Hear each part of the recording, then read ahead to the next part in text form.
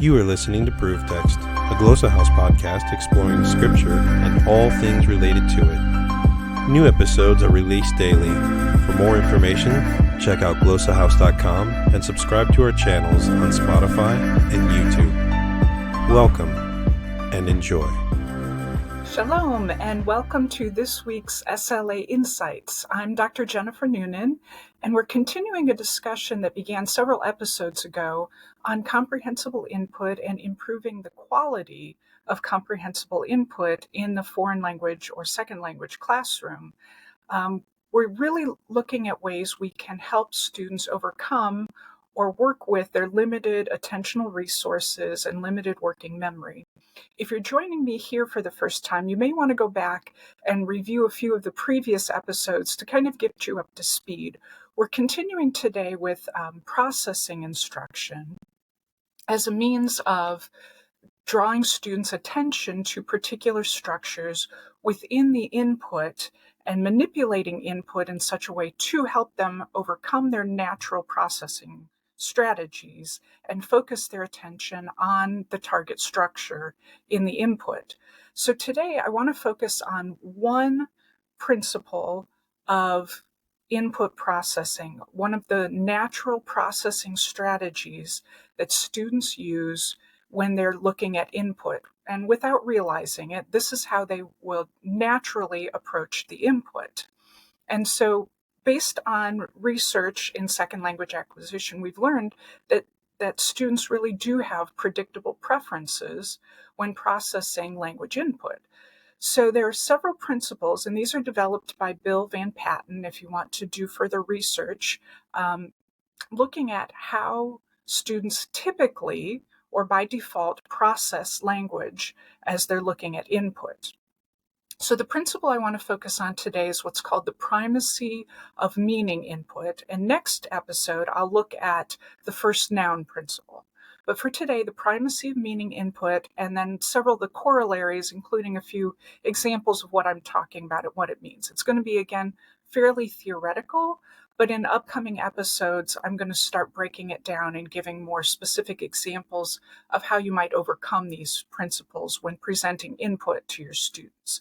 But for today, the theory with a few English examples to help illustrate what I'm talking about. So the primacy of meaning in principle states that learners process input for meaning before they process it for form.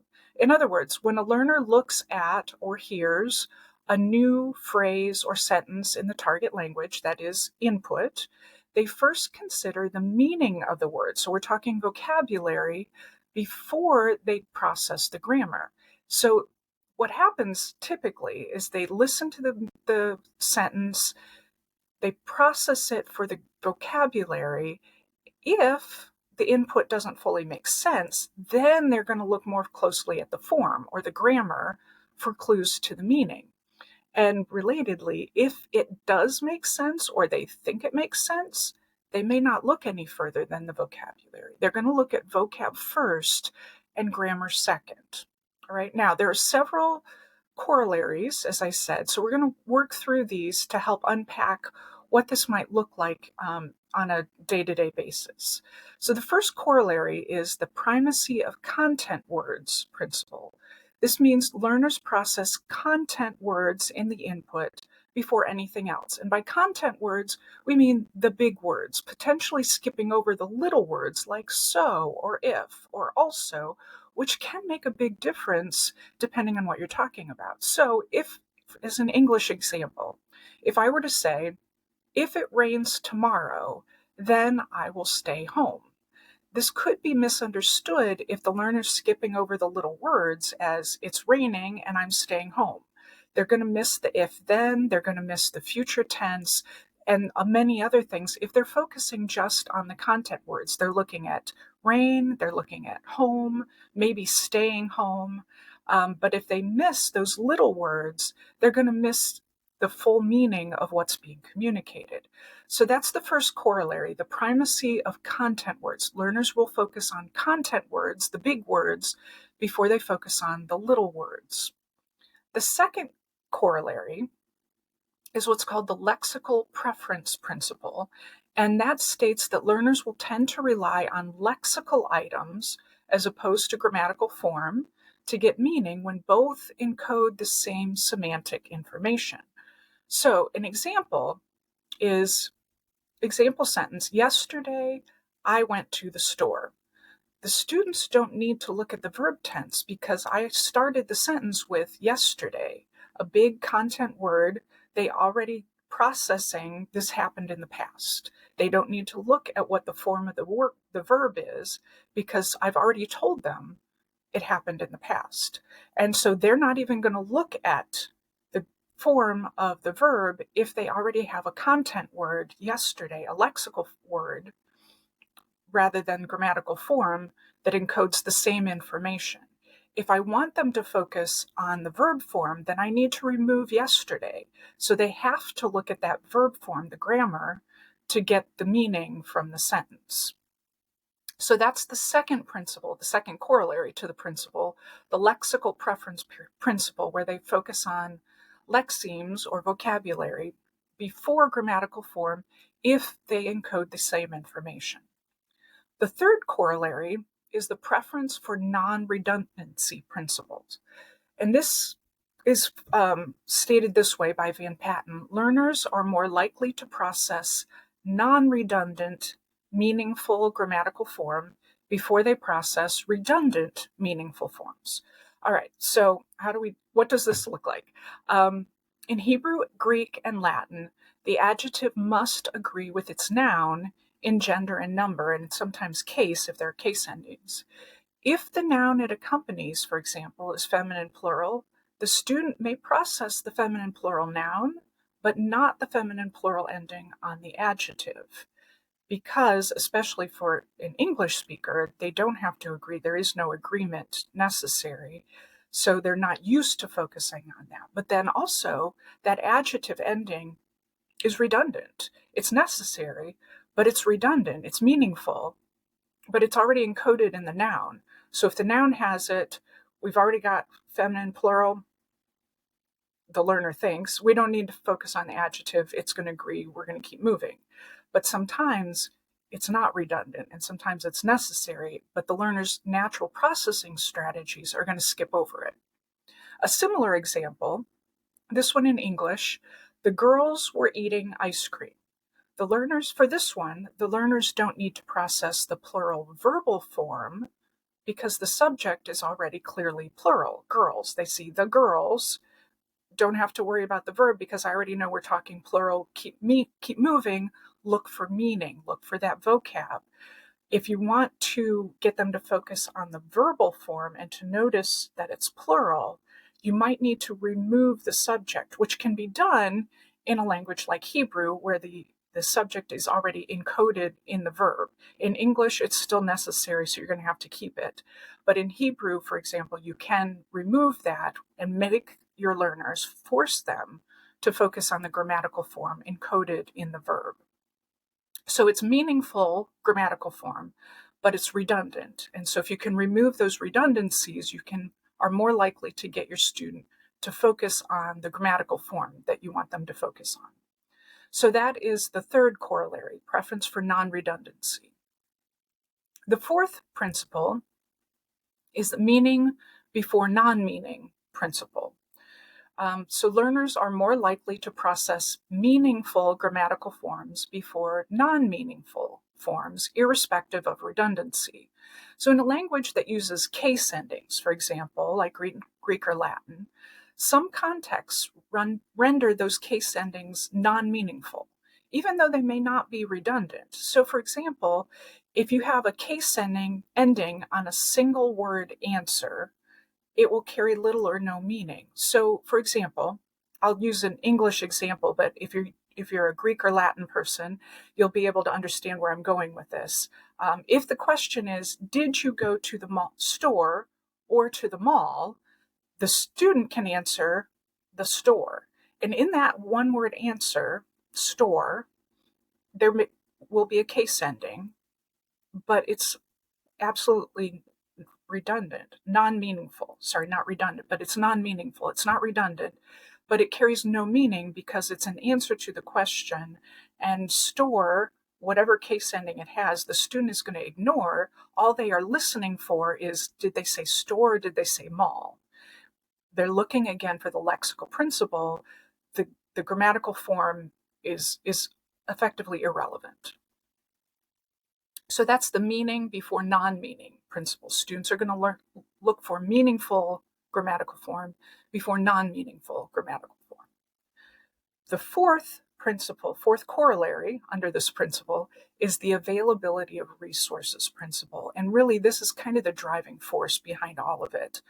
For learners to process either redundant meaningful grammatical forms or non-meaningful forms, the processing of overall sentential meaning must not drain available processing resources. Now, let me unpack that a little bit. We're getting back to Creation's I+1 principle, the need for comprehensible input, the need for one new thing at a time. If there are too many new or unfamiliar items in the input, students will use all of their working memory or attentional resources to process the content words. And they're going to leave out the redundant stuff. They're going to leave out the non-meaningful stuff. If there's anything left over in terms of their working memory or their attentional resources, then they might be able to look at those things. But if they've had to use all of their working memory to process everything else in the sentence, there's nothing left. They're not going to be able to go for those non-meaningful or redundant items that are in the input. So, for example, if they're learning past tense, and again, I'm going to use English just to keep everybody together here, and the sentence is, we baked bread, that's going to be ideal, okay? It's very simple, it's direct, all the words in that sentence are necessary. They should be able to process the past tense verbal form, baked, in that sentence. By contrast, think of a similar sentence, contains basically the same meaning, but much more complex. A learner's going to get lost. So here's the contrasting sentence. After eating lunch, both of my sisters and I baked a loaf of whole wheat bread. There is just too many details in there. That baked, the past tense verb, is completely lost. It's weighed down in the sentence. There's so many content words that need to be processed. By the time they get to baked in that sentence, they've used up all of their processing attentional resources, working memory. It's gone. They don't have anything left to process baked. And so you want to keep the input simple, like the first sentence, we baked bread. That's going to allow them to focus on the past tense verb in the context without having used up all of their attentional resources. So that is the corollary, the availability of resources principle. And then finally, we get to the last corollary in the primacy of meaning principle. And this corollary is the sentence location principle. And it's related to the previous one, the previous corollary.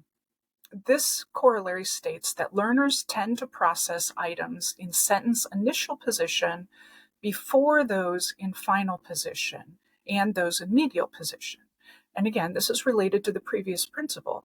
If the new item, if the target item is the first thing in the sentence, the learner is still going to have 100% of their working memory, and their capacity is right there available to process that new form.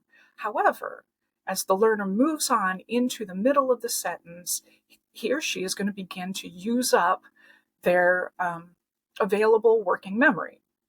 So interestingly, though, items at the end of a sentence are also noticed more quickly. Somehow the middle gets muddled and lost. The sentence initial position is the first thing and the quickest thing to get processed. Sentence final position is the second most common thing to be processed. The stuff in the middle is gone. So if we go back to the previous example, we baked bread, the verb phrase, we baked, first thing they run into. They're going to process that first and then move on to whatever is left. And in this case, it's bread, a single word, and it's the last thing in the sentence. There's actually nothing in the middle. So they should be able to process that. They should be able to handle that with their working memory. But if we go back to the other sentence, after eating lunch, both of my sisters and I baked a loaf of whole wheat bread. After eating lunch, they've already used up most of their processing abilities, depending on their level, of course. But assuming you're just learning past tense verbs, that's just going to be too much. That's going to overload their working memory. Their attentional resources are gone. And that by the time they get to baked, they're gone. They don't have anything left. No working memory to be able to process that form. So you want to put the new items, the target items, first in the sentence, if at all possible. If that's not possible, then last. But don't put it in the middle or they'll be lost. Okay? So these are the breakdown of the primacy of meaning principle in language acquisition, along with the various corollaries. The short summary, if we put it all together, some grammatical forms, some grammatical structures carry more communicative value to learners than others. A structure with higher communicative value is more likely to get processed and made available for acquisition. And so the overall goal of processing instruction, this form that I'm talking about last episode, this episode, upcoming episodes, processing instruction, the goal is to make the new form, the target structure, more available, to make it more salient, and to get it processed by the learner. So we want to manipulate the input in such a way to make it meaningful, available, and ready to be processed. So when presenting input, we want to keep these principles in mind to give our students the best chance at processing the comprehensible input that they receive. So you want to keep input simple, you want to keep it meaningful and not redundant, and if possible, put it in sentence initial position so that students are more likely to process it. Now, again, in future episodes, I'm going to be looking at some more specific examples and ways to manipulate this input to get the students to notice those things. But today, it's more theoretical, looking at the primacy of meaning input, where learners process input for meaning, it is vocabulary, before they process it for form, that is grammatical form.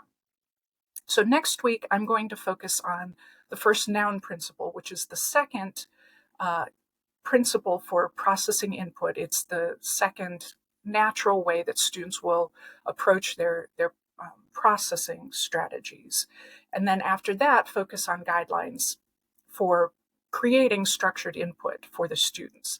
So I hope you can join me. Have a great week. Interested in growing your ancient language skills but not sure where to start? Glossa House can help. From illustrated readers and short stories to lexicons and grammars, Glossa House offers a variety of resources for beginning, intermediate, and experienced ancient language learners. Head to glossahouse.com today. Glossa House, language resources for the global community.